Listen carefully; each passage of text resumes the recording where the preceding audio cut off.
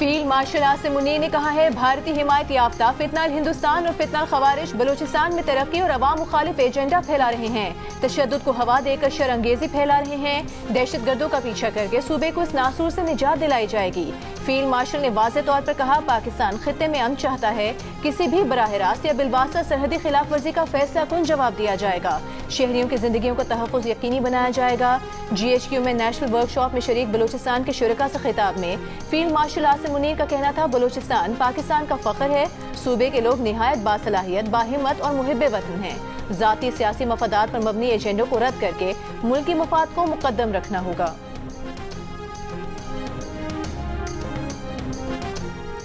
پاک افغان جنگ بندی کے بعد 10 روز سے بند تجارتی گزرگاہ جلد کھولے جانے کا امکان، چمن میں پابی دوستی سے افغانستان میں پھنسے ٹرک واپس لوٹنے لگے، افغانستان میں مال اتار کر واپس پہنچنے والی گاڑیوں کی تعداد 500 سے زیادہ ہے، پاکستان میں غیر قانونی طور پر مقیم 2000 سے زائد افغان باشندوں کو بھی افغانستان منتقل کر دیا گیا۔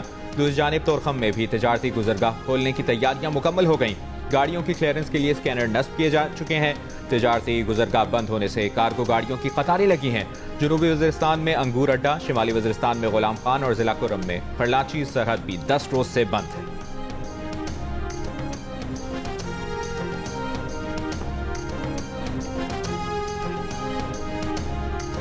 طالبان کے ساتھ بات کی جن کی وہاں پہ حکمرانی ہے اس وقت، لیکن ٹی ٹی پی کے ساتھ مذاکرات کی عمران خان جو ہمارے بچوں کے قاتل ہیں، عمران خان ان کی حمایت کرتا رہا ہے کہ ان سے بات کی جائے، یہ اور انہی کو لا کے یہاں پہ بسایا گیا جن سے عمران خان کہتا تھا ان سے کبھی بات نہیں کریں گے۔ افغان طالبان سے مذاکرات کیے، کالعدم ٹی ٹی پی سے نہیں، اپنے بچوں کے قاتلوں سے نہ کوئی بات چیت کی ہے نہ کریں گے۔ وزیر دفاع خواجہ آصف نے واضح کر دیا، کہا بانی پی ٹی آئی بچوں کے قاتلوں یعنی تحریک طالبان پاکستان سے مذاکرات کی بات کرتے ہیں، پاکستان میں حملوں میں ٹی ٹی پی کے افغانستان سے ملوث ہونے کے ثبوت ہیں۔ ایک انٹرویو میں وزیر دفاع کا کہنا تھا کہ معاہدے میں واضح طور پر لکھا ہے کہ افغانستان سے ٹی ٹی پی کو کوئی سہولت فراہم نہیں کی جائے گی، کوئی در اندازی نہیں ہوگی، سب کچھ صرف اسی ایک شق پر منحصر ہے، سیز فائر کے لیے وقت کی کوئی حد مقرر نہیں، جب تک معاہدے کی خلاف ورزی نہیں ہوتی ہمارے درمیان جنگ بندی کا معاہدہ موجود ہے۔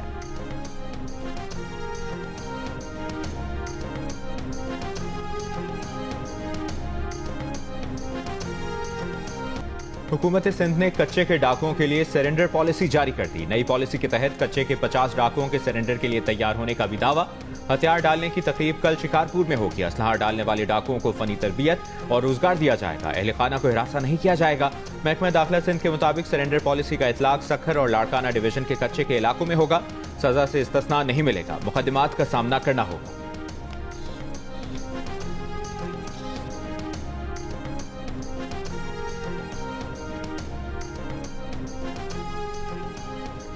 ٹی ایل پی کی مالی مدد کرنے والے 3600 افراد کی نشاندہی کر لی گئی، پنجاب کی وزیر اطلاعات عظمہ بخاری کا دعویٰ، کہا ان افراد کے خلاف دہشت گردی کے مقدمات ہوں گے، قبر کا استعمال کر کے چندہ اکٹھا کرنے اور اشتعال انگیزی کی اجازت نہیں دیں گے۔ لاہور میں پریس کانفرنس میں عظمہ بخاری نے دعویٰ کیا کہ سعد رضوی اور ان کے بھائی کو ٹریس کر رہے ہیں، دونوں جلد قانون کی گرفت میں ہوں گے۔ سعد رضوی کے نام پر 95 بینک اکاؤنٹ، مسروقہ اور غیر مسروقہ جائیداد سیل کر دی گئی ہے۔ عظمہ بخاری نے کہا کہ ٹی ایل پی کے 130 مساجد حکومتی تحویل میں لی جا چکی ہیں، 200 سے زائد مدارس کی جیو ٹیگنگ کر لی گئی ہے۔ والدین بچوں کو ٹی ایل پی کی سرگرمیوں سے بچائیں ورنہ ان پر دہشت گردی کے مقدمات ہوں گے، جو بچہ ایسی سرگرمی میں ملوث ہوگا اسے کہیں داخلہ نہیں ملے گا، نہ ہی ویزا دیا جائے گا، نہ ہی ملک میں کوئی سہولت ملے گی۔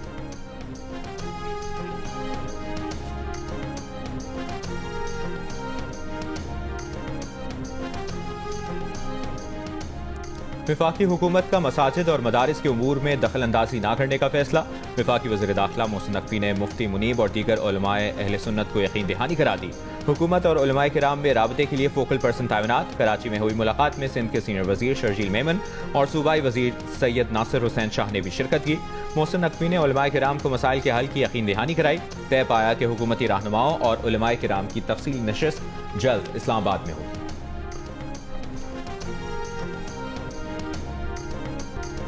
بھارتی کرکٹ بورڈ نے ایک بار پھر ایشیا کپ کی ٹرافی مانگ لی، محسن نقوی نے بھی کہہ دیا دفتر میں رکھی ہے، ایک پلیئر کو ساتھ لائیں، ٹرافی لے جائیں، 10 نومبر کو دبئی میں تقریب ہوگی، ٹرافی دے دیں گے۔ بھارتی کرکٹ ٹیم نے ایشیا کپ فائنل جیتنے کے بعد ٹرافی ایشین کرکٹ کونسل کے صدر محسن نقوی سے لینے سے انکار کر دیا تھا۔ 1 گھنٹہ انتظار کے بعد ٹرافی ACC کے دفتر بھجوا دی گئی تھی اور بھارتی ٹیم منہ تکتی رہ گئی تھی۔ کچھ تعطل کے بعد اب بھارتی بورڈ نے ایشین کرکٹ کونسل کو نیا خط لکھ دیا ہے۔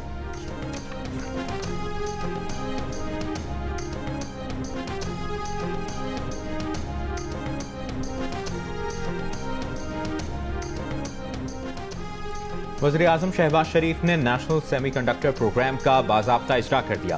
تقریب سے خطاب میں کہا FBR مکمل ڈیجیٹائز ہو چکا، کیش لیس معیشت پر تیزی سے کام جاری ہے، 20 ارب روپے ضرورت مندوں کے لیے مختص کیے گئے، پاکستان ڈیجیٹل اتھارٹی وجود میں آ چکی ہے۔ آج سیمی کنڈکٹر کا پروگرام لانچ کیا جو وقت کی اہم ضرورت ہے۔ دنیا بھر میں سیمی کنڈکٹر کے حوالے سے بیانیے کی جنگ جاری ہے۔ سیمی کنڈکٹر اور AI پر عبور حاصل کرنے والی قومیں ہی دنیا کے مستقبل پر حکمرانی کریں گی۔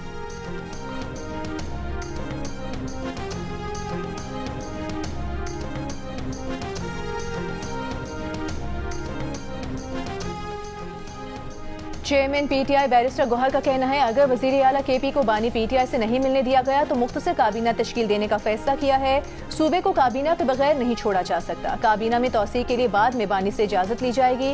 ایک سوال پر بیرسٹر گوہر نے کہا کہ انہیں نہیں معلوم کہ KP حکومت کو کتنی گاڑیاں دی گئی تھیں، جو گاڑیاں دی گئیں وہ UN کے استعمال میں تھیں۔ KP کو بہترین گاڑیاں فراہم کرنا وفاقی حکومت کی ذمہ داری ہے۔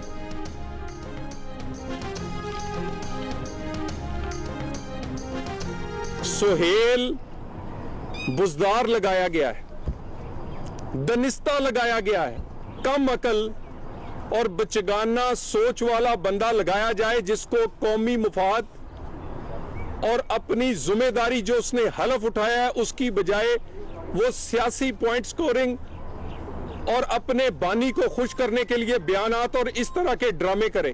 وزیر اعلیٰ بدلنے سے یہ جنگ نہیں رکے گی، سوچ بدلنی پڑے گی آپ کو۔ وزیر مملکت برائے داخلہ طلال چودھری نے کہا ہے کہ وزیر اعلیٰ بدلنے سے دہشت گردی کے خلاف جنگ نہیں رکے گی، ضرورت وزیر اعلیٰ نہیں سوچ بدلنے کی ہے۔ خیبر پختونخوا نے خود تو بلٹ پروف گاڑیاں خریدی نہیں، وفاق نے دی تو کہتے ہیں پرانی ہیں۔ سہیل آفریدی کو بزدار نمبر 2 قرار دے کر کہا خیبر پختونخوا کے نئے وزیر اعلیٰ کی سوچ بچکانہ ہے، وہ بانی کو خوش کرنے کے لیے ڈرامے کر رہے ہیں۔ دہشت گردی کے خلاف جنگ نیشنل ایکشن پروگرام ہے، چاہے کتنے وزیر اعلیٰ بدل دیں نیشنل ایکشن پروگرام جاری رہے گا۔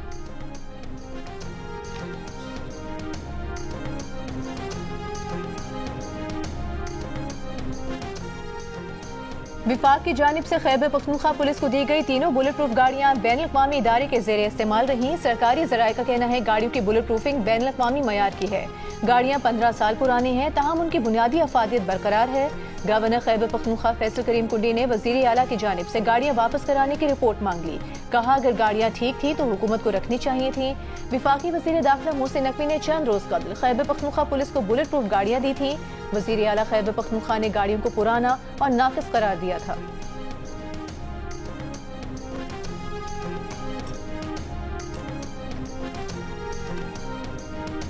محمود خان اچکزئی کو قومی اسمبلی میں قائد حزب اختلاف مقرر کرنے کے لیے PTI کے اسد قیصر اور ملک عامر ڈوگر نے درخواست اسپیکر آفس میں جمع کرا دی۔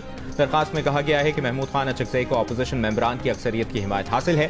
درخواست پر 74 اراکین قومی اسمبلی کے دستخط ہیں۔ علی افضل صاحی، صاحبزادہ محبوب سلطان اور عمر فاروق کے بیرون ملک ہونے کے باعث درخواست پر ان کے دستخط نہیں ہیں۔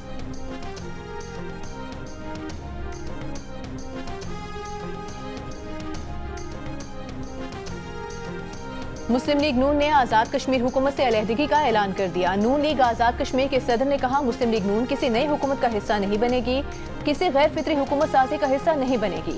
مسلم لیگ نون اب اپوزیشن میں بیٹھے گی، جو بھی پارٹی پالیسی سے انحراف کرے گا اس کو پارٹی کارروائی کا سامنا کرنا پڑے گا۔ آزاد کشمیر میں مضبوط حکومت صرف عام انتخابات سے قائم ہو سکتی ہے۔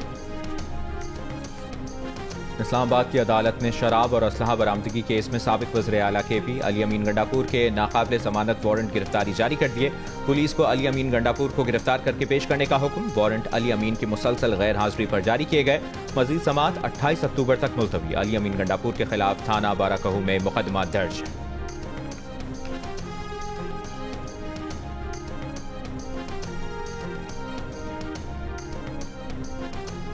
वज़ीर दिफा ख्वाजा आसिफ का कहना है TLP पर पाबंदी लगने जा रही है या नहीं, इस पर बात नहीं करूंगा, लेकिन मजहब के नाम पर इस तरह के जत्थे किसी भी रियासत में काबिल कबूल नहीं।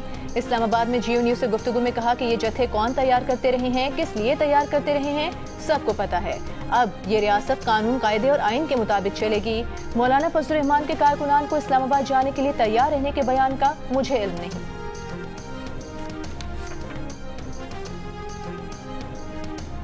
अमरीकी सदर ट्रंप का कहना है हमास को मुआहदे पर अमल का मौका देंगे, अगर उन्होंने अमल नहीं किया तो उन्हें खत्म कर दिया जाएगा।